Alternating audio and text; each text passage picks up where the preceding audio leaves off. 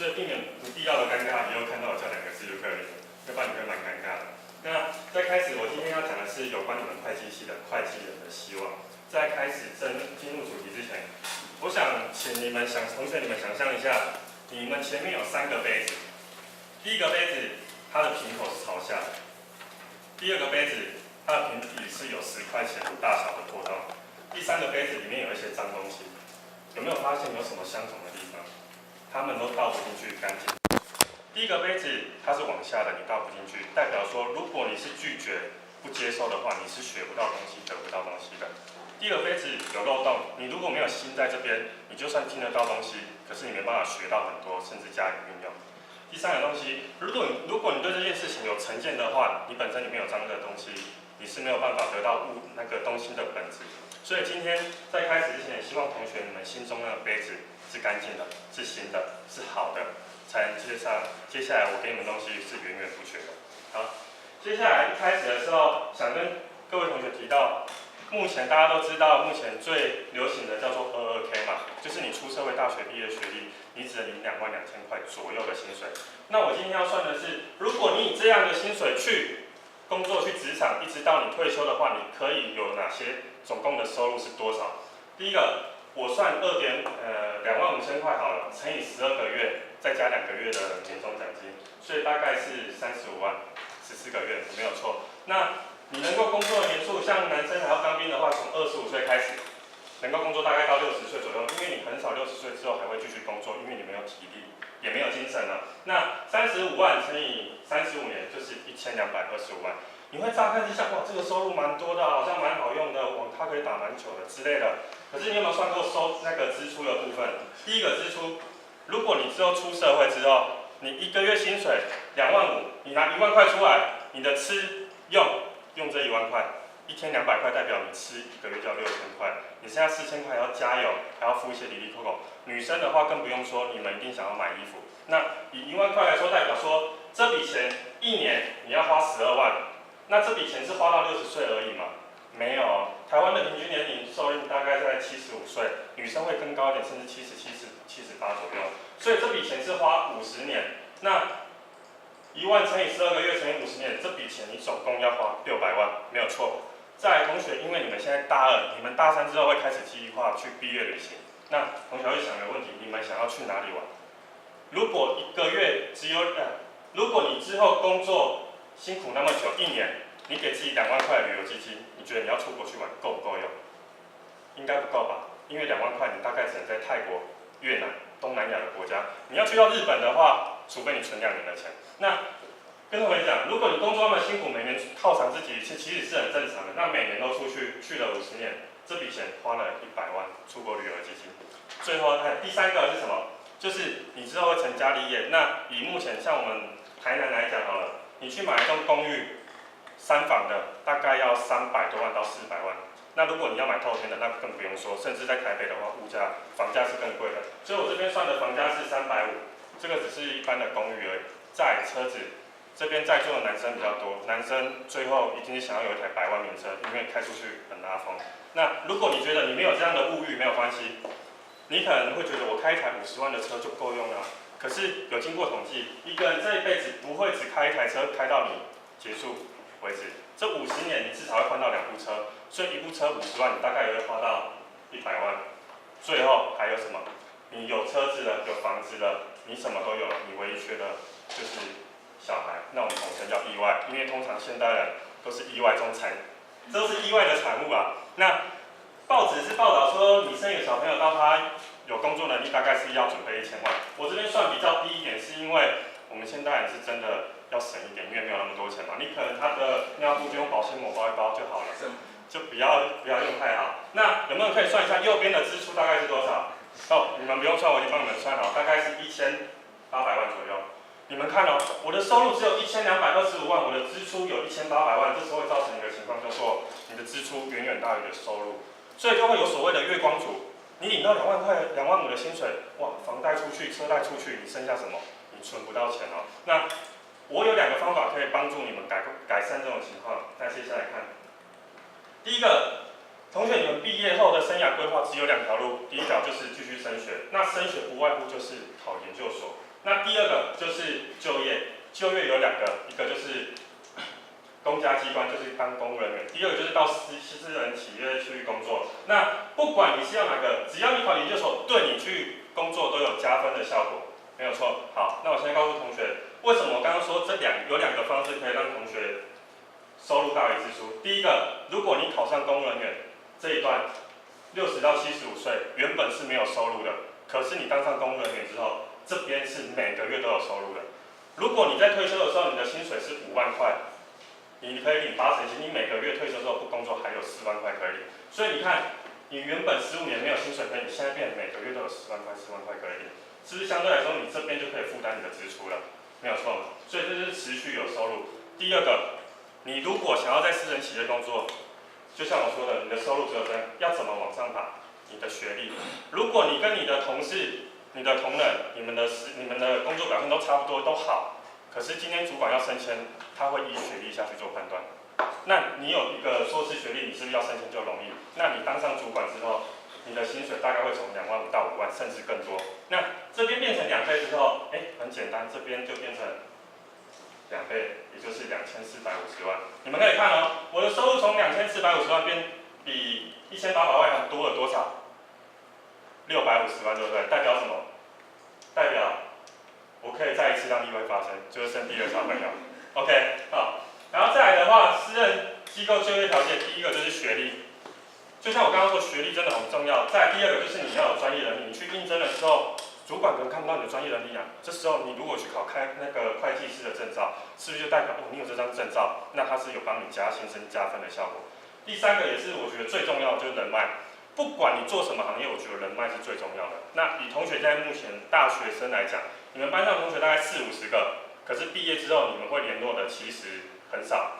可是你如果去读研究所，研究所是属于小班制的，大概10几个人而已，所以你们感情会很好。所以之后他可能在哪间公司工作有缺，他马上跟你说，你要不要来？或者是那时候在研究所的教授，你要工作，他直接帮你写推荐函，推荐你到某公司、某事务所去。这样子，所以我觉得人脉这一方面是很重要的。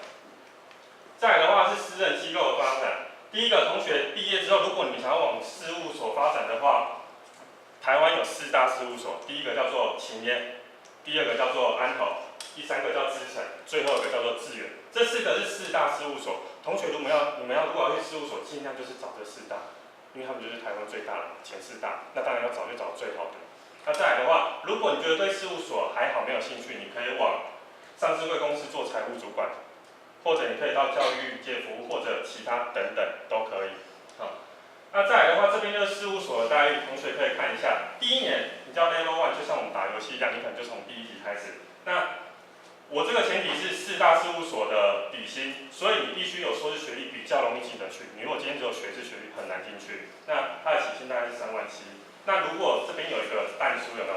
如果你是硕士学位，你可以直接从 Level 1升 Level 3，你直接跳过第2年。你在第2年的时候就是人家说的副组长、高级审计员，对不对？然后再来第3年的话，你就是组长，你跟人家比，你已经快人家1年了，那你可以一直做，一直升上去。所以这个对同学来说，如果你们有学历的话，对你们来说是很好的。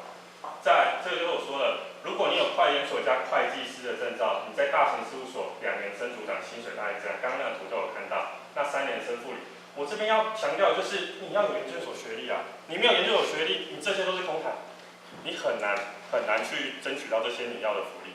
再来第二个，你持续待在事务所的话，你有机会晋升为合伙人，什么意思？你可以跟老板就是合作，你那时候可能就不是看薪水了，可能就是有奖金了，可能就是整个公司的营运状态你去分红了。好，再来第3个，你可以2-3年工作经验后，你可以跳槽到上市贵公司。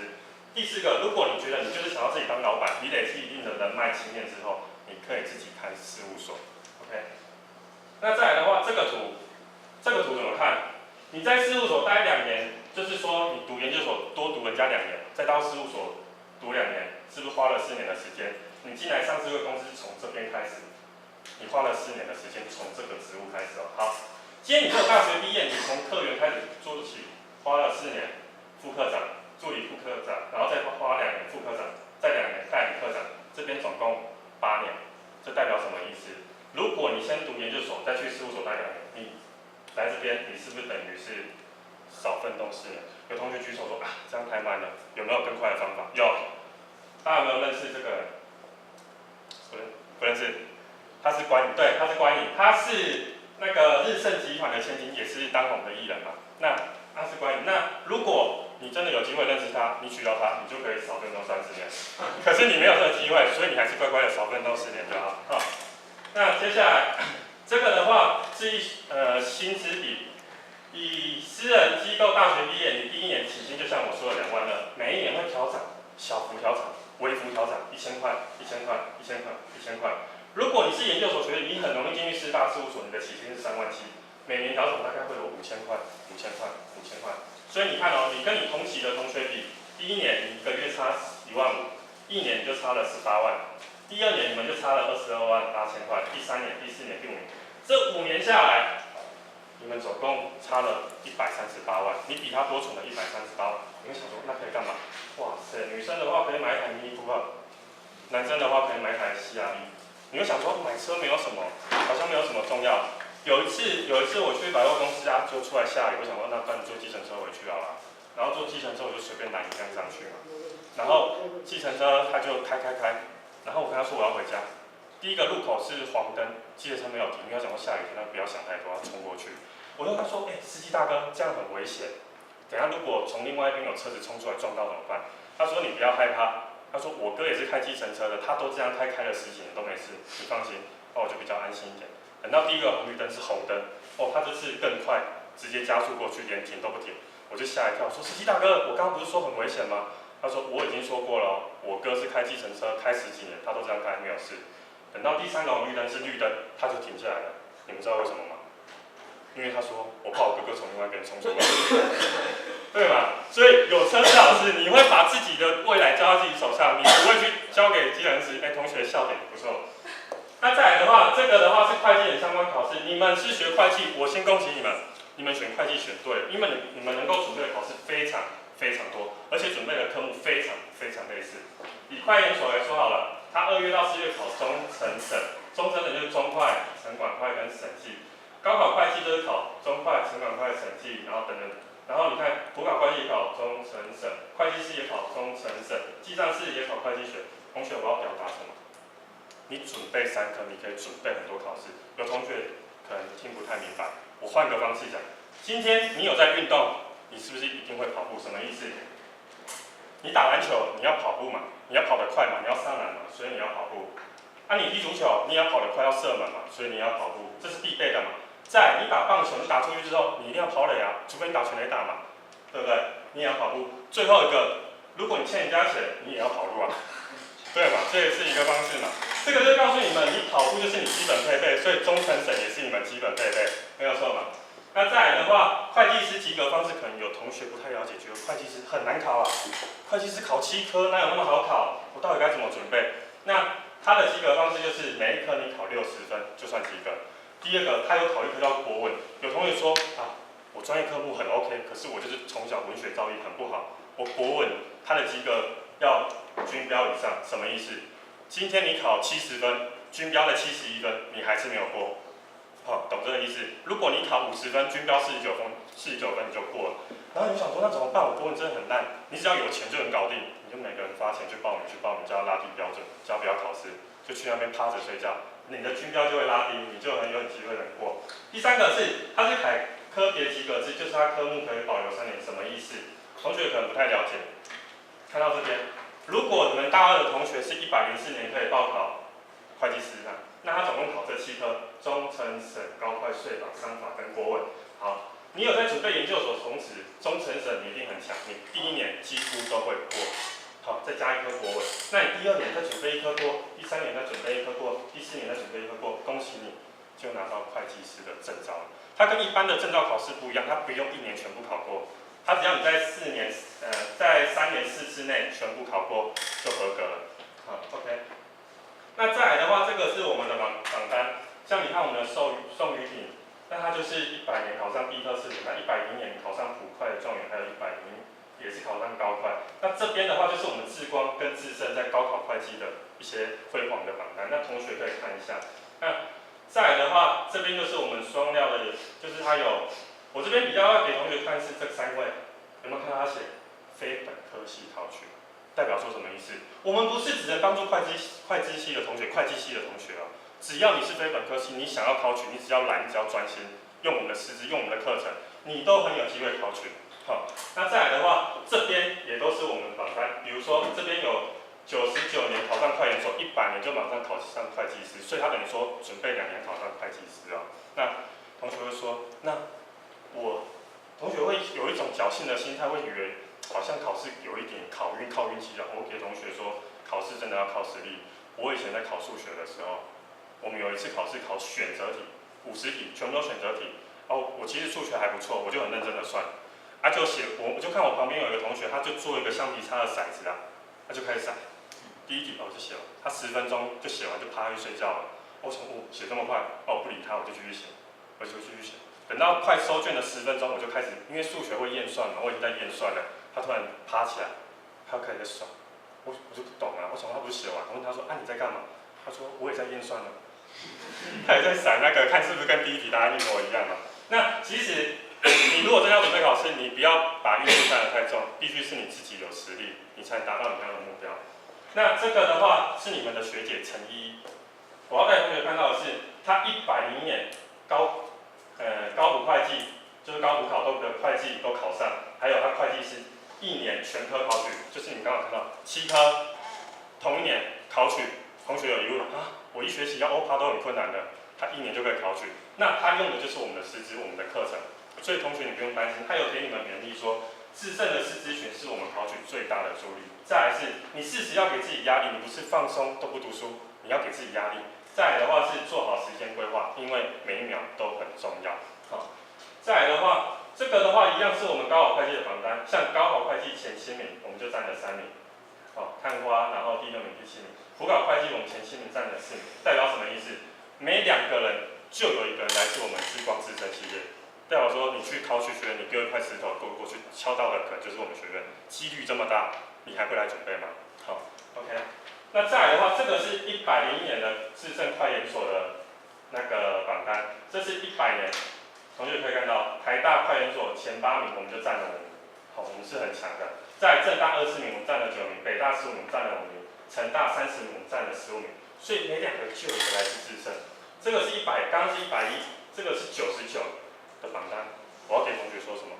我们智胜办会计不是一天2天的事，我们是从以前就是专办会计的。我们对会计这科真的很强。那如果同学你们真的觉得对我们课程有兴趣，想要开始来上课了，我建议同学，你既然报名了，就不要翘课。我知道你们在大学很喜欢翘课。就不要翘课，来补习就是像以前啊，有一个，比如说小明好了，他就有一天就回家，然后他因为翘课，中午12点，他妈看到就吓一跳，就问小明啊，这时间哪里家？伊讲我翘课啊，伊讲你也下课，那也翘课，然后就说这时候，电铃就响了，阿妈就从外面看到，你老师来啊嘞，你去闭起来啦。小明说，无啦，阿妈，你较闭起来，我讲你过世啊，就很奇怪。是不是？所以翘课理由很多种，可是我要告诉你们，既然你选择了要开始上课，你就千万一定要坚持下去，不要翘课。OK， 那再来的话，为什么要准备会计相关考试？第一个，提高学历跟竞争力。那我一直在讲学历，你们可能一直觉得好烦哦，就是学历。我用个比较简单的故事告诉大家，在飞机上有4个首富，就这辆飞机没有错，有4个首富。第一个是法国的首富。第2个是阿拉伯首富，第3个是台湾的首富，第4个是菲律宾首富。那你也知道嘛，有钱人聚在一起会干嘛？炫富嘛。法国人就想说，要比钱，我国家多的是啊，来，那我们来比比看啦。他就叫法国首当其冲叫他的手下拿1箱30年的红酒出来，他二话不说，他就把机舱门打开，就踹下去。哇塞，那其他3个都看傻了，30年那不是用钱就买得到？那个法国首富就说一句话。这种东西我们国家多的是，哇塞，那他们法国人真的很有钱。第2个阿拉伯首富不甘示弱嘛，他就搬了1桶石油出来，那一样把机舱门打开，一样踹了下去。那他一样也说了一句话，这种东西我们国家多的是，哇塞，怎么办？台湾人有什么东西可以跟人家比？糟糕了，台湾首富想了很久，就在跟菲律宾手术在切切室里，然后就把它带到机舱里旁边打开，把菲律宾手术踹下去。这种东西我们国家多的是嘛，因为我们多菲佣嘛，对嘛？你要去想哦，这个故事要告诉你，如果今天你去应征的时候，大学学历多的是，你有没有可能就是被踢掉那个？你有没有可能连应征的资格都没有？所以你要去想这一方面。再来的话，第二个就是考取证照，还有公职。第三个，培养优质人脉。第四个，进可攻，退可守。这个是为什么要准备会计相关考试，是你可以达到这些条件的。好，然后再来的话，如果南台的同学你们要往上考，通常会建议你们，如果国立的学校，你们会觉得那些什么台大、政大对我来说好遥远。可是我会觉得你们可以考中正、中兴、中央，甚至东华大学在花莲，算偏僻的一点，可是好山好水。还有彰师大。那如果你要考国立科大，可以建议往云科大、高应大还有高科大的方向走。那第三个，如果你觉得私立学校你可以接受，那这些学校你都可以去报考。对你们南台来说，有研究所的学历绝对是有加分的效果，绝对有加分的效果。然后再来的话，这个是我们的师资群，这个是我们自证师资群。那你可能会觉得，这些老师好像我都没有看过，我怎么知道他到底教的好不好？好，与其怀疑啦，那我就再讲一个故事嘛。就有一对情侣，他在打高尔夫球，他们就去一个新的高尔夫球场，然后那个高尔夫球场旁边都是豪宅，都是那种落地窗的。那个女生就跟男生说：“你不要打歪，那个都是玻璃，打破很贵。”男生说：“你不要害怕，我来。”真的歪掉了，就打破玻璃了。他们想要怎么办？就赶快去赔罪啊！就到了那个房子前面要按电铃的时候，就有人说进来。哇，他们吓一跳，已经被发现了。他们进去之后看到一个络腮胡的中年男子坐在那边，他说：“赶快道歉，不好意思，不好意思。”可是他们吓一跳，因为除了玻璃被打破之外，还有一个花瓶也被打破。他说：“没有那么刚好吧？球飞进来会打破花瓶。”他们就赶快道歉，想说要赔钱的。那个中年男子就说：“你们不用跟我道歉，我反而要谢谢你。”他说：“为什么？”他说：“我其实是瓶中经理。”他说：“我住在瓶子里面100年了，我有发过誓，有谁救我出来，我就给他3个愿望。”他问那个男生说：“你要什么愿望？”他说：“我希望我每年户头有1000万，1000万。”他说：“这有点难，可是我尽量试试。”他说：“懂。”他跟男生说：“你的户头每年都已经有1000万了，今年已经有1000万了。”他就很感谢他，他就问那个女生说：“那女生你有什么愿望？”他说：“我很喜欢到各个国家去旅行，我希望在每个地区、每个国家都有一栋我的房子，我去可以住。”他说：“这很难，可是我想办法。”他一样用了很久，他说：“你的床头柜已经有各个国家房子的房契了。”哇，那女生就很开心啊。然后他们就两个百思不得其解，就问他说：“你已经是瓶中经理了，你还有什么愿望吗？”因为他说他有3个愿望，最后一个愿望要留给他瓶中经理自己。好，2个愿望给他们。他说：“我的愿望就是我在瓶子里面100年了，我都没有跟女生温存过。我看你女朋友长得不错，那是不是？”他们2个就怎么会这样？想说算了，反正神仙应该也不会很那个嘛，就带去楼上了嘛。然后过了大概2个小时左右，男生在楼下等了，然后瓶中经理就做完了嘛，在抽烟嘛，他在抽烟，他就问那个女生说：“是想问说你跟你男朋友都几岁了？”那个女生吓一跳，想问这个干嘛？她说：“我们都30岁了。”哦，30岁了，是想说30岁怎么还会相信有瓶中经理这件事啊？